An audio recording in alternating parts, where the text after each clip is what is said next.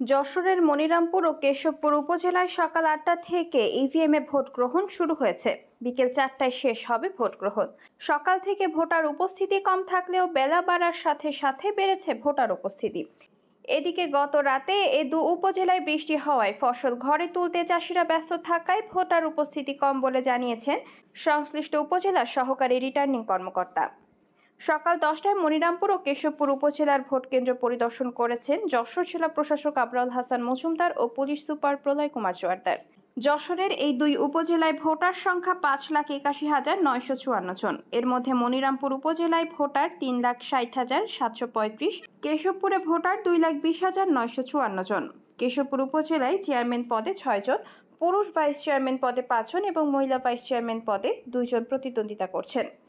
মনিরামপুরে chairman পদে 3 জন, পুরুষ vice chairman পদে 4 জন এবং মহিলা ভাইস চেয়ারম্যান পদে 6 জন প্রতিদ্বন্দ্বিতা করছেন। নির্বাচনের প্রথম ধাপে আমাদের এই যশোর জেলার মোট দুটি উপজেলায় মনিরামপুর এবং কেশবপুরে আজকে ভোট গ্রহণ কার্যক্রম অনুষ্ঠিত হচ্ছে। মোট 260টি কেন্দ্র দুই উপজেলা মিলে এবং সকাল 8টা থেকে শান্তিপূর্ণভাবে ভোট গ্রহণ প্রক্রিয়া শুরু হয়েছে। আপনারা জানেন যে আমরা এবারে যশোর জেলার প্রতিটি উপজেলায় ভোটের ক্ষেত্রে ইভিএম মেশিন ব্যবহার করা হচ্ছে।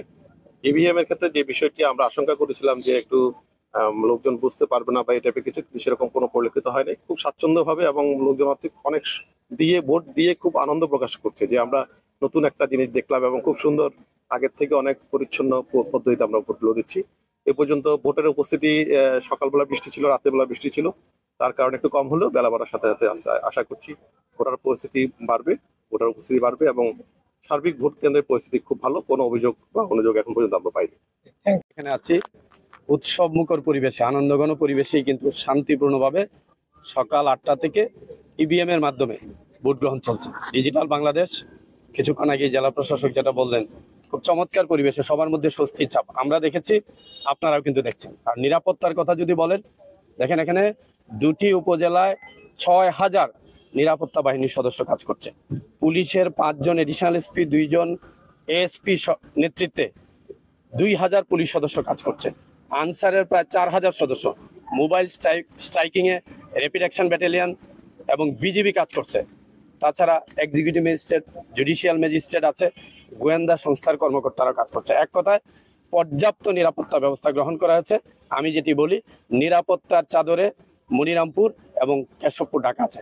এখন পর্যন্ত কোনো ধরনের আমরা সুষ্ঠু আইন শৃঙ্খলা পরিস্থিতি বলেন, নির্বাচনের অনুকূল পরিবেশের পরিপন্থী কিছু হয় না।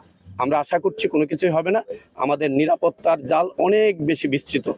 এরপরেও কোনো দুষ্কৃতিকারী কেউ যদি আইন শৃঙ্খলা পরিস্থিতির বা নির্বাচনের অনুকূল পরিবেশ বিঘ্ন করার চেষ্টা করে, তার বিরুদ্ধে নির্বাচনী বিধিবিধান আছে, কঠিন এবং কঠোর আইনানুগ ব্যবস্থা গ্রহণ করবে। আমরা সবাই মিলে আপনাদের সহযোগিতা সহ আমার মনে হয় নির্বাচন কমিশন চাহিত যে ইলেকশন, সেটা আমরা অবাধ, নিরপেক্ষ, সুষ্ঠু এবং গ্রহণযোগ্য একটি নির্বাচন মনিরামপুর এবং কেশবপুরে উপহার দিতে পারবো। Thank you.